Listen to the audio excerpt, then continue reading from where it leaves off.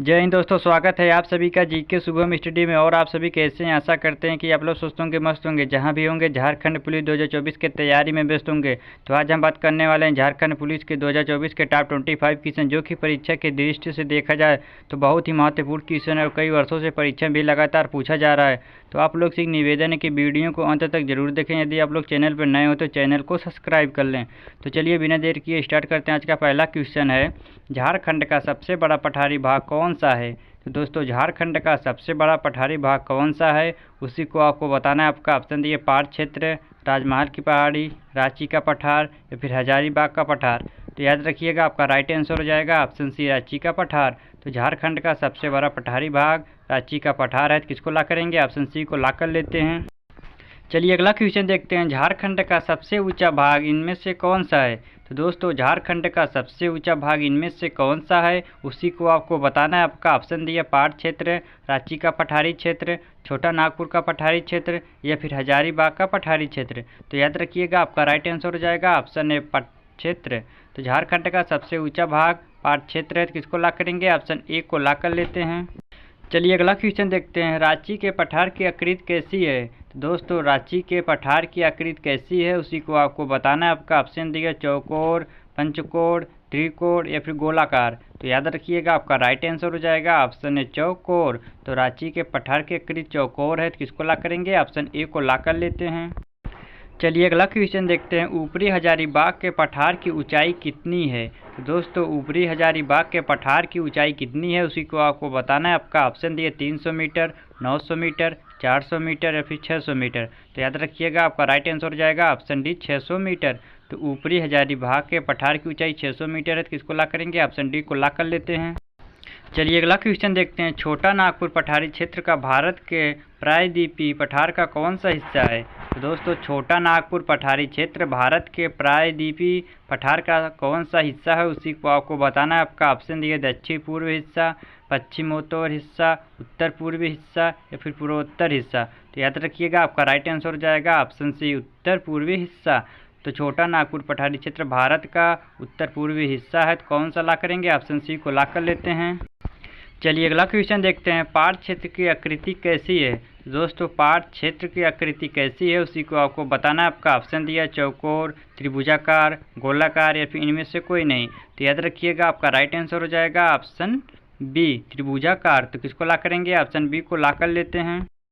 चलिए अगला क्वेश्चन देखते हैं, काफ़ी इंपॉर्टेंट क्वेश्चन है, 2019 में पूछा भी गया था। पारसनाथ पहाड़ी की ऊंचाई कितनी मीटर तथा कितनी फीट है?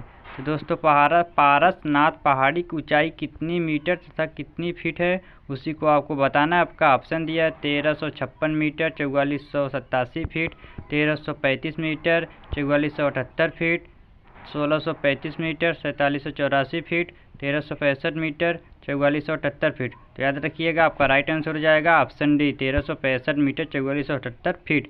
तो किसको ला करेंगे? ऑप्शन डी को ला कर लेते हैं। चलिए अगला क्वेश्चन देखते हैं, पार क्षेत्र की औसत ऊंचाई कितनी है? तो दोस्तों, पार क्षेत्र की औसत ऊंचाई कितनी है, उसी को आपको बताना है। आपका ऑप्शन दिया है 1000 metre, 5000 feet, 600 metre, 1000 feet, 900 metre, 3000 feet या फिर 300 मीटर, 9000 फीट। तो याद रखिएगा, आपका राइट आंसर हो जाएगा ऑप्शन सी, 900 मीटर, 3000 फीट। तो पार क्षेत्र की औसत लंबाई 900 मीटर, 3000 फीट है। तो किसको ला करेंगे? ऑप्शन सी को ला कर लेते हैं। चलिए अगला क्वेश्चन देखते हैं, निचली हजारीबाग के पठार की ऊंचाई कितनी है? तो दोस्तों, निचली हजारीबाग के पठार की ऊंचाई कितनी है, उसी को आपको बताना है। आपका ऑप्शन दिया 900 मीटर, 450 मीटर, 300 मीटर या फिर 600 मीटर। तो याद रखिएगा, आपका राइट आंसर हो जाएगा ऑप्शन बी, 450 मीटर। तो निचली हजारीबाग के पठार की ऊंचाई 450 मीटर है। तो किसको ला करेंगे? ऑप्शन बी को ला कर लेते हैं। चलिए अगला क्वेश्चन देखते हैं, काफ़ी इंपॉर्टेंट क्वेश्चन है, 2020 में पूछा भी गया था। किस क्षेत्र का झारखंड के धरातलीय स्वरूप के निर्माण में महत्वपूर्ण योगदान है? तो दोस्तों, किस क्षेत्र का झारखंड के धरातलीय स्वरूप के निर्माण में महत्वपूर्ण योगदान है, उसी को आपको बताना है। आपका ऑप्शन दिया है पाट क्षेत्र, रांची का पठारी क्षेत्र, राजमहल पहाड़ी क्षेत्र या फिर छोटा नागपुर पठारी क्षेत्र। तो याद रखिएगा, आपका राइट आंसर हो जाएगा ऑप्शन डी, छोटा नागपुर पठारी क्षेत्र। तो छोटा नागपुर पठारी क्षेत्र का झारखंड के धरातलीय स्वरूप के निर्माण में महत्वपूर्ण योगदान है। तो किसको ला करेंगे? ऑप्शन डी को ला कर लेते हैं। चलिए अगला क्वेश्चन देखते हैं, गिरिडीह के पठार पर किस नदी की घाटी के समीप पारसनाथ की पहाड़ी स्थित है? तो दोस्तों गिरिडीह के पठार पर किस नदी के घाटी के समीप पारसनाथ की पहाड़ी स्थित है, उसी को आपको बताना है। आपका ऑप्शन दिया है बराकर नदी, शंख नदी, मयूराक्षी नदी या फिर दक्षिणी कोयल नदी। तो याद रखिएगा आपका राइट आंसर हो जाएगा ऑप्शन है बराकर नदी। तो गिरिडीह के पठार पर बराकर नदी घाटी के समीप पारसनाथ की पहाड़ी स्थित है। किसको ला करेंगे, ऑप्शन ए को ला कर लेते हैं। चलिए अगला क्वेश्चन देखते हैं। छोटा नागपुर पठार की औसत ऊंचाई कितनी है। तो दोस्तों छोटा नागपुर पठार की औसत ऊंचाई कितनी है, उसी को आपको बताना है। आपका ऑप्शन दिया है 900 मीटर, 760 मीटर, 1000 मीटर या फिर 500 मीटर। तो याद रखिएगा आपका राइट आंसर हो जाएगा ऑप्शन बी 760 मीटर। तो छोटा नागपुर पठार की औसत ऊंचाई 760 मीटर है। दोस्तों याद रखिएगा काफ़ी इंपॉर्टेंट क्वेश्चन है। तो किसको ला करेंगे, ऑप्शन बी को ला कर लेते हैं। चलिए अगला क्वेश्चन देखते हैं। काफ़ी इंपॉर्टेंट क्वेश्चन है। पाठ क्षेत्र का शीर्ष तथा आधार किस ओर है। तो दोस्तों पाठ क्षेत्र का शीर्ष तथा आधार किस ओर है, उसी को आपको बताना है। आपका ऑप्शन दिया शीर्ष पूर्व आधार पश्चिम, शीर्ष पश्चिम आधार पूर्व, शीर्ष दक्षिण आधार उत्तर, फिर शीर्ष उत्तर आधार दक्षिण। तो याद रखिएगा आपका राइट आंसर हो जाएगा ऑप्शन सी शीर्ष दक्षिण आधार उत्तर। तो किसको ला करेंगे, ऑप्शन सी को ला कर लेते हैं। चलिए अगला क्वेश्चन देखते हैं। काफ़ी इंपॉर्टेंट क्वेश्चन है, 2021 में पूछा भी गया था। छोटा नागपुर पठार की सबसे ऊंची चोटी इनमें से कौन सी है। तो दोस्तों छोटा नागपुर पठार की सबसे ऊंची चोटी इनमें से कौन सी है, उसी को आपको बताना है। आपका ऑप्शन दिया है अमरकंटक पहाड़ी, गिरिडीह पहाड़ी, छोटा नागपुर पठार या फिर पारसनाथ पहाड़ी। तो याद रखिएगा आपका राइट आंसर हो जाएगा ऑप्शन डी पारसनाथ पहाड़ी। छोटा नागपुर पठार की सबसे ऊंची चोटी पारसनाथ पहाड़ी है। किसको ला करेंगे, ऑप्शन डी को ला कर लेते हैं। चलिए अगला क्वेश्चन देखते हैं। काफ़ी इंपॉर्टेंट क्वेश्चन है। इनमें से सबसे ऊंचा पहाड़ कौन सा है तथा उसकी ऊंचाई कितनी है। तो आपका ऑप्शन दिया नेतरहाट पहाड़ 1108 मीटर, गणेशपुर पहाड़ 1117 मीटर, नेतरहाट पहाड़ 1180 मीटर या फिर गणेशपुर पहाड़ 1171 मीटर। तो याद रखिएगा आपका राइट आंसर हो जाएगा ऑप्शन सी नेतरहाट पहाड़ 1180 मीटर। तो किसको ला करेंगे, ऑप्शन सी को ला कर लेते हैं। चलिए अगला क्वेश्चन देखते हैं। काफ़ी इंपॉर्टेंट क्वेश्चन है, 2022 में पूछा भी गया था। राजमहल पहाड़ी कितने क्षेत्र में फैला हुआ है। तो दोस्तों राजमहल पहाड़ी कितने क्षेत्र में फैला हुआ है, उसी को आपको बताना है। आपका ऑप्शन दिया 2000 वर्ग किलोमीटर क्षेत्र, 1000 वर्ग किलोमीटर क्षेत्र, 3000 वर्ग किलोमीटर क्षेत्र या फिर 1500 वर्ग किलोमीटर क्षेत्र। तो याद रखिएगा आपका राइट आंसर हो जाएगा ऑप्शन है 2000 वर्ग किलोमीटर क्षेत्र। तो राजमहल पहाड़ी 2000 वर्ग किलोमीटर क्षेत्र में फैला हुआ है। किसको ला करेंगे, ऑप्शन ए को ला कर लेते हैं। चलिए अगला क्वेश्चन देखते हैं। लावा के बहाव से जुरैसिक काल में किसका निर्माण हुआ था। तो उसी को आपको बताना है। आपका ऑप्शन दिया विध्यन क्रम की चट्टान, नवीनतम जलोढ़ निक्षेप, राजमहल ट्रैम्प या फिर गोंडवाना क्रम की चट्टान। तो याद रखिएगा आपका राइट आंसर हो जाएगा ऑप्शन सी राजमहल ट्रैम्प। तो किसको ला करेंगे, ऑप्शन सी को ला कर लेते हैं। चलिए अगला क्वेश्चन देखते हैं। राजमहल ट्रैम्प तथा दक्कन लावा के चट्टानों के अभ्यक्षण के कारण इनमें से किसका निर्माण हुआ है, उसी को आपको बताना है। आपका ऑप्शन दिया है लैटेराइट एवं बॉक्साइट, निकिल एवं मैग्नीज, लव आयस्क या फिर कोयला। तो याद रखिएगा आपका राइट आंसर हो जाएगा ऑप्शन ए लैटेराइट एवं बॉक्साइट। तो किसको ला करेंगे, ऑप्शन ए को ला कर लेते हैं। चलिए अगला क्वेश्चन देखते हैं। किस पठार की आग्नेय चट्टान रूपांतरित चट्टान और अवसादी चट्टान का संबंध आर्गीन कालीन चट्टान से है। तो दोस्तों किस पठार की आग्नेय चट्टान रूपांतरित चट्टान और अवसादी चट्टान का संबंध आर्कियन कालीन चट्टान से है, उसी को आपको बताना है। आपका ऑप्शन दिया रांची का पठार, हजारीबाग पठार, राजमहल ट्रैम्प या फिर छोटा नागपुर पठार। तो याद रखिएगा आपका राइट आंसर हो जाएगा ऑप्शन डी छोटा नागपुर पठार। तो किसको ला करेंगे, ऑप्शन डी को ला कर लेते हैं।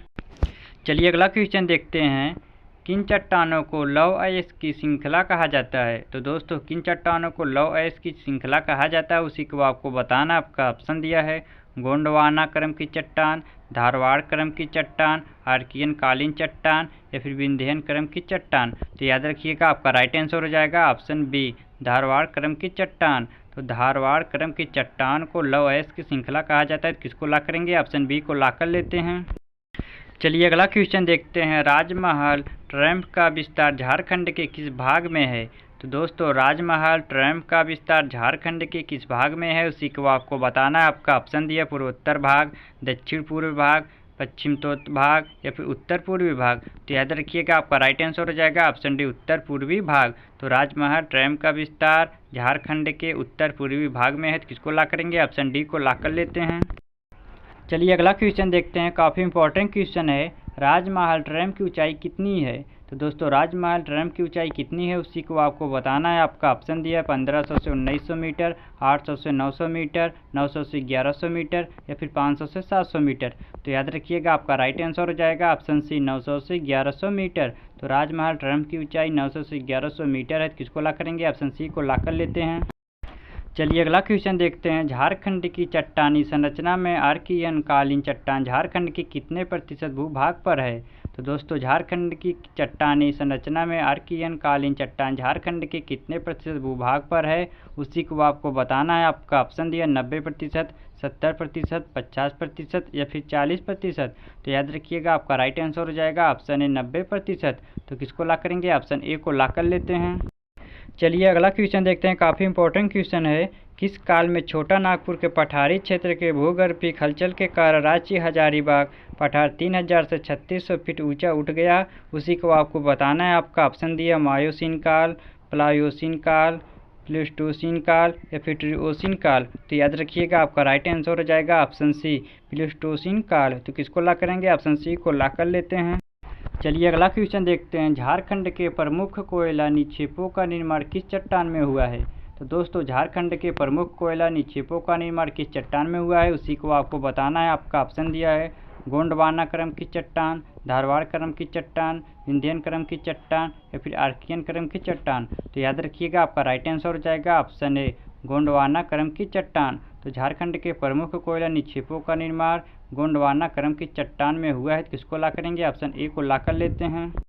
चलिए अगला क्वेश्चन देखते हैं। विंध्यन क्रम की चट्टान मुख्यतः झारखंड के किस जिले में पाए जाते हैं? तो दोस्तों विंध्यन क्रम की चट्टान मुख्यतः झारखंड के किस जिले में पाए जाते हैं उसी को आपको बताना है। आपका ऑप्शन दिया साहिबगंज, गुमला, गढ़वा या फिर गिरिडीह। तो फ्रेंड ये क्वेश्चन आप सबके लिए जो इसका जवाब आप सभी को कमेंट बॉक्स में देना है। यदि आप सभी को वीडियो पसंद आया तो वीडियो को लाइक करें, शेयर करें और हाँ चैनल को सब्सक्राइब करना ना भूलें ताकि इस प्रकार की इंपॉर्टेंट वीडियो आप सबके पास पहुंचती रहे। मिलते हैं नेक्स्ट वीडियो में, तब तक के लिए जय हिंद, जय भारत।